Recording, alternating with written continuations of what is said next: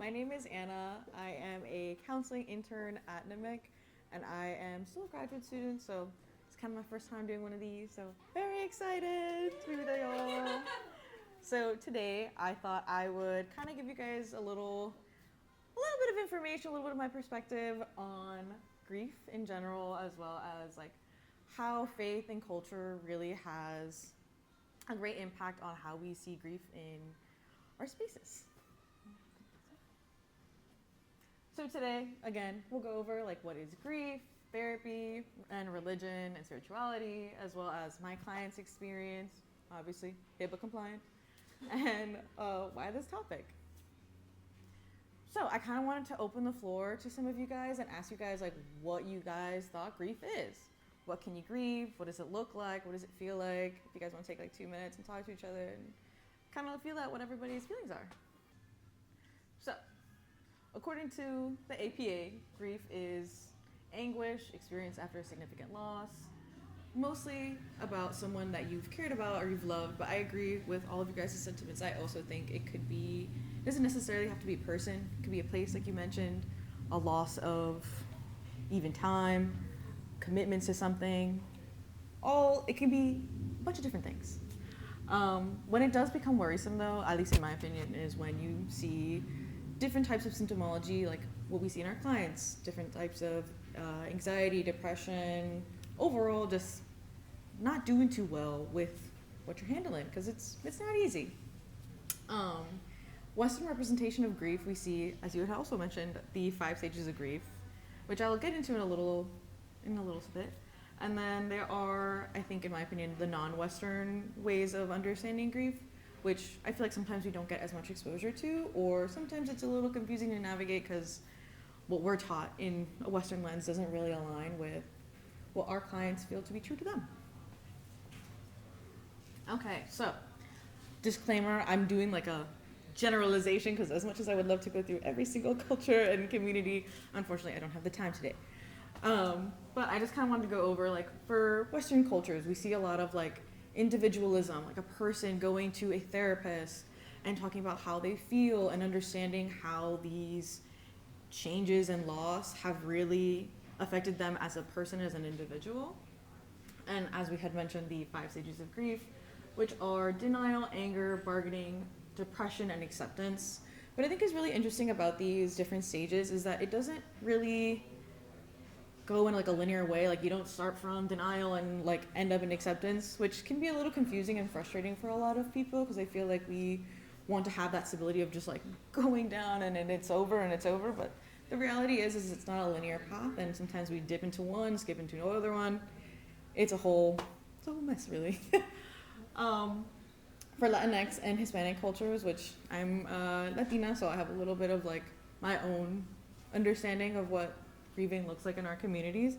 A lot of it is very communal, so like we have funerals and masses. Of course in Western culture we also do as well, but there's something called a novenarios, which is a 9-day prayer service which centrals a lot of community where you grieve together with friends, family, if you're part of a religious group, people of that community, where you share a lot of stories and food and music, and there's a lot of rituals that sometimes are involved in like Catholicism or different like spiritual groups as well.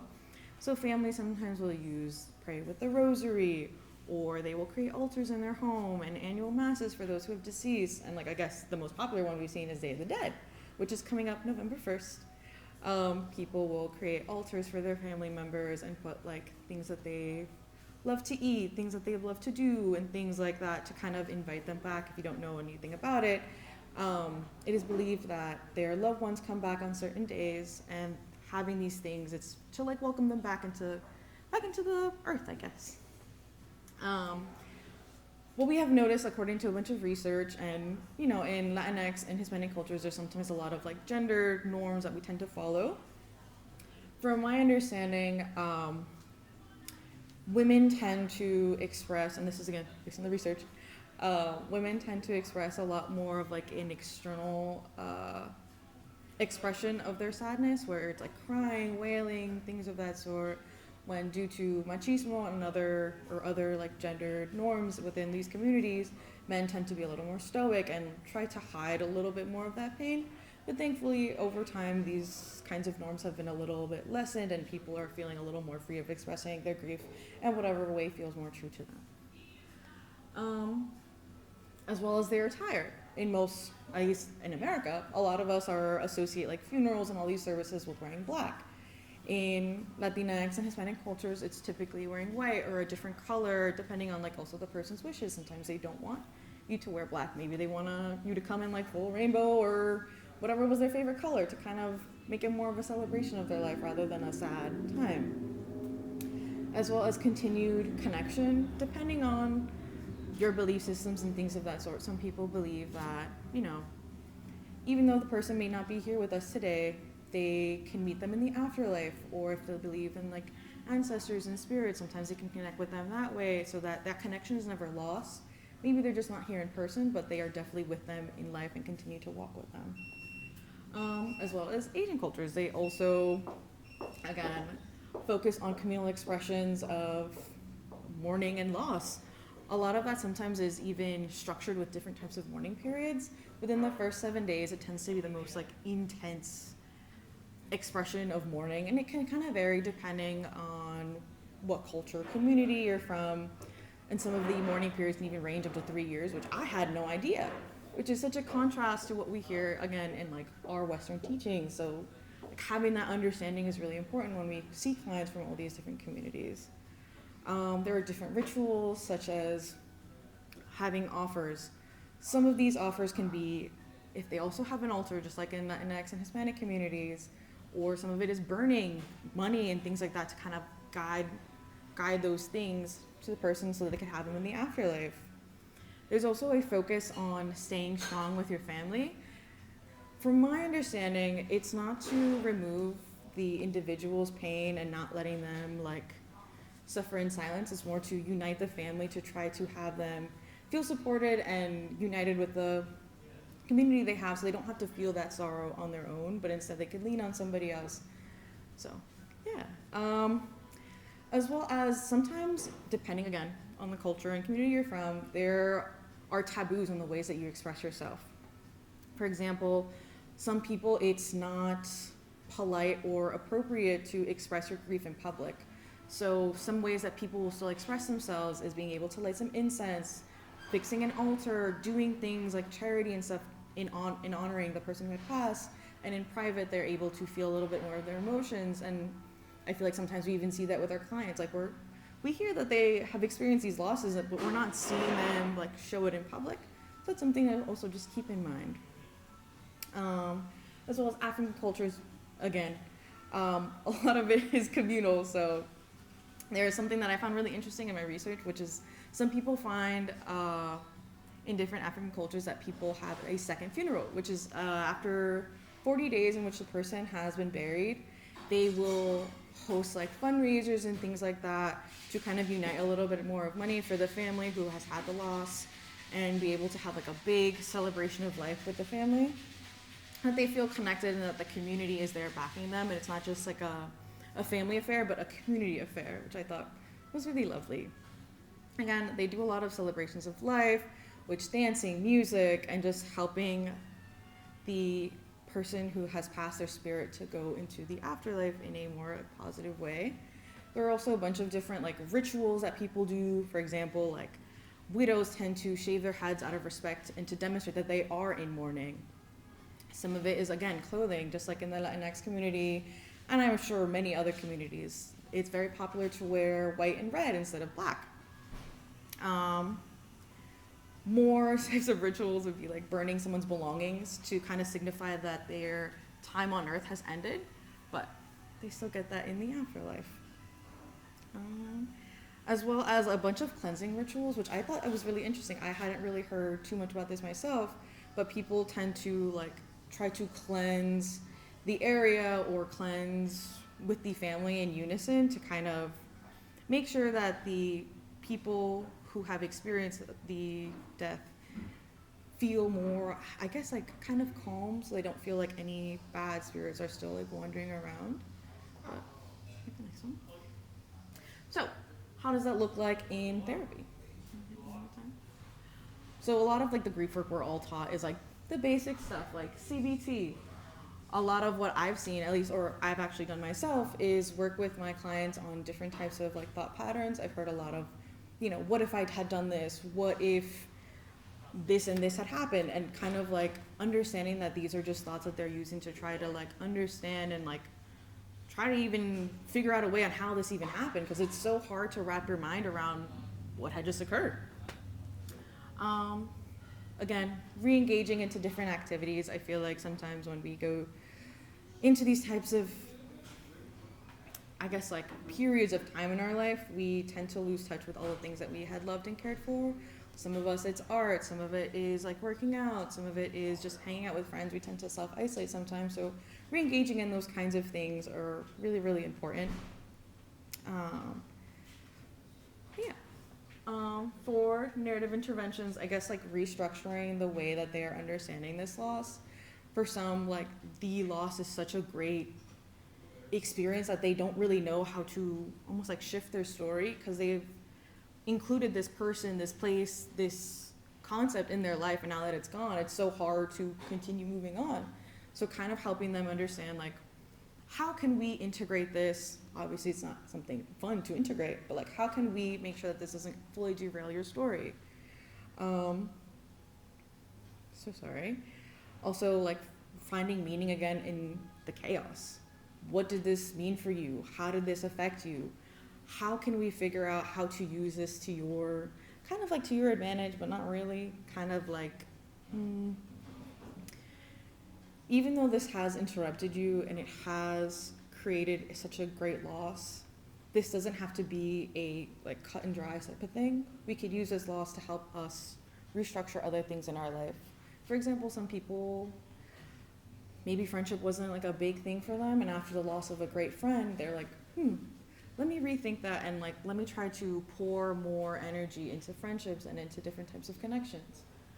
For humanistics and existentialism, just creating a safe space and a secure space. I know that sometimes like we obviously are trying to create those spaces for our clients, but sometimes even our clients feel a little funny coming into these spaces to talk about it. As I had mentioned before, some of it is like taboo, or the way that you're taught to express your grief is a little like out of the norm or out of what they think is normal. So creating this space for them so that they can express it in whatever way feels true to them is super important. Again, explore the loss and explore all these different concepts. I feel like sometimes when we're faced with these things, like we never even thought about our own morality or what it was like to lose certain things that we never really thought we're gonna lose. So my experience. So where do I tie it in with all this? I grew up in a very Christian household, and from a very young age, I didn't feel like what I was learning really aligned with what I felt was true. So over time, I kind of just like stepped away from my parents' religion and kind of just like let them do their own thing. But now, as I'm seeing clients and things like that, and they're also from the same religious group, I did feel a little funny, honestly, hearing everything they were saying, because it was something that I was trying to get away from. And I think over time, listening to what they were saying and listening to like how these experiences were so healing for them really kind of shifted my own perspective. Because for me, I thought I was like, it was a hindrance. But for them, it was such a way to stay connected with people, to the people they had lost, to the things that they had lost, and just a way to heal in a way that I maybe didn't find true for myself was just amazing to see, honestly.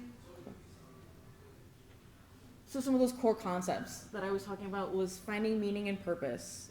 For a lot of losses, we don't really know what that means to us and what that does to us. Like if I had lost something, I don't really know what I would do. So trying to use religion or spirituality to find meaning into what happened and finding purpose. Like I've had people come to me and say, XYZ person has left my life, but I think with their loss, it has introduced that I'm meant to work with people with disabilities, because this person had such a strong kindness and such a strong connection community that I want to continue that, and I found my passion through that.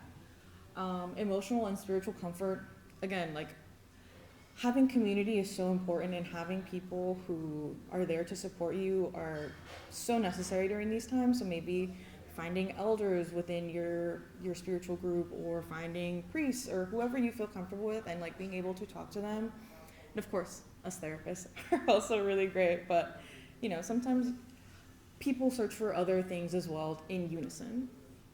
And again, community and support. If you're a part of a church, if you're a part of a group, being able to sit with your peers, your friends, or whomever, and being able to connect and hold space with each other for those kinds of things is so important and healing, honestly. Okay, so how I've seen this in practice, again, these are very, very general. So I guess with Catholicism, death does not equal the end. There's always the hope that someone is going to be in the afterlife waiting for you, and you'll be able to reconnect with them.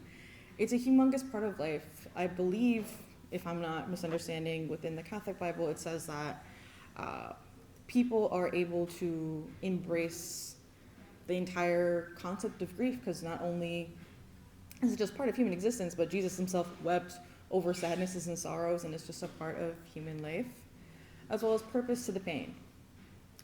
Maybe this was a horrible, awful experience, but you were able to connect with XYZ people, able to strengthen your connection with God or whatever deity that you think is important. And you have that divine support of, like, if you pray, you feel that warmth that comes from that. Super important.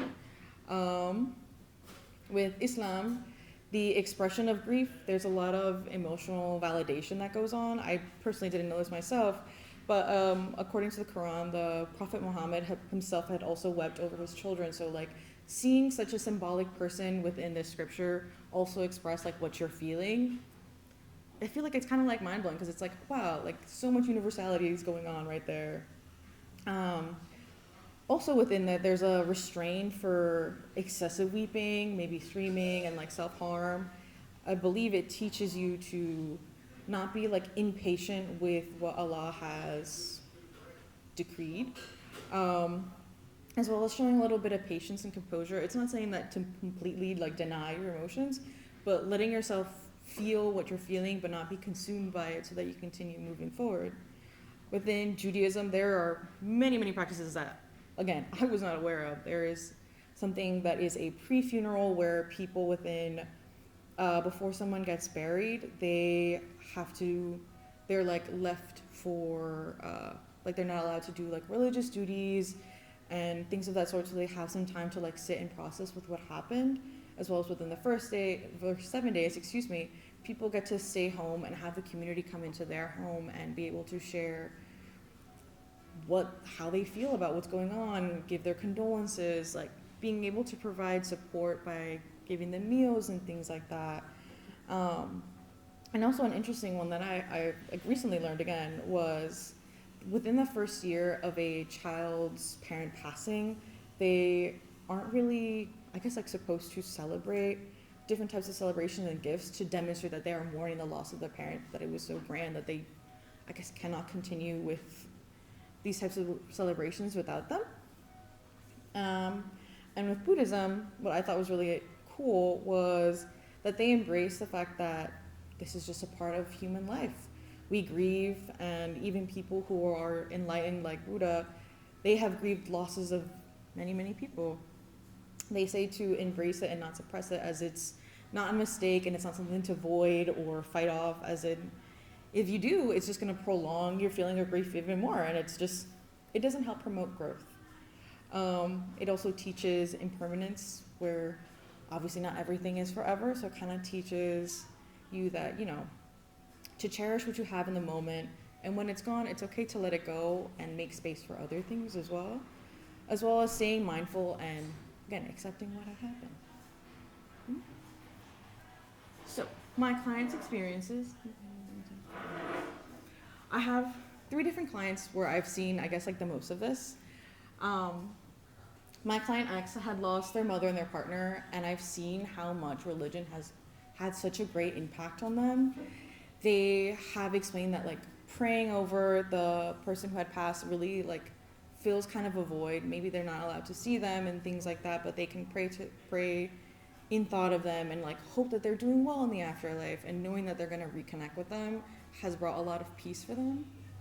My client Y unfortunately faced a lot of abuse on the hands of someone that they thought they cared about, and then their partner had also passed away recently. And something that we're grieving is not only the loss of the person that might have hurt them, but also grieving the loss of like an apology and accountability, all these different things that I didn't even know were part of the grieving process.